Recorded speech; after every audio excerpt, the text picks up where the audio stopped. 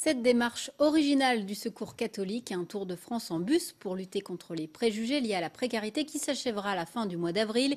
Il faisait aujourd'hui étape à Lunéville avant de rejoindre les Vosges pour sensibiliser la population.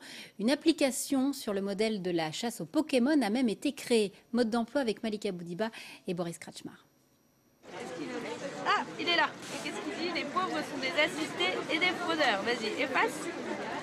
Efface-moi ça. La chasse aux préjugés sur la pauvreté est ouverte. Grâce à cette application, on traque les idées reçues à l'encontre des plus précaires comme on chasse les Pokémon. Et d'ailleurs, la plus intéressée, c'est Paloma.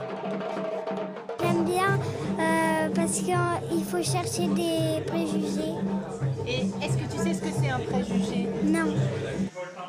Le jeu est géolocalisé et les préjugés sont à effacer avec le doigt. Une approche ludique et pédagogique pour les jeunes, mais aussi pour les adultes. Ce qui est intéressant surtout, c'est qu'une fois qu'on a gommé le préjugé, du coup, on a des informations à ressortir sur préjugés. Par exemple, il y a un préjugé qui ressort beaucoup, c'est les chômeurs sont des glandeurs, et donc après on a des chiffres clés pour contrer cette idée fausse. D'après vous, d'où viennent les préjugés?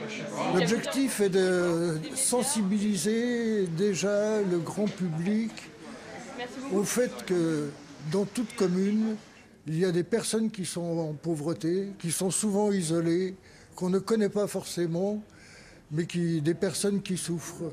Au-delà, nous estimons qu'il faut dire un certain nombre de choses sur ce que sont les réalités de pauvreté.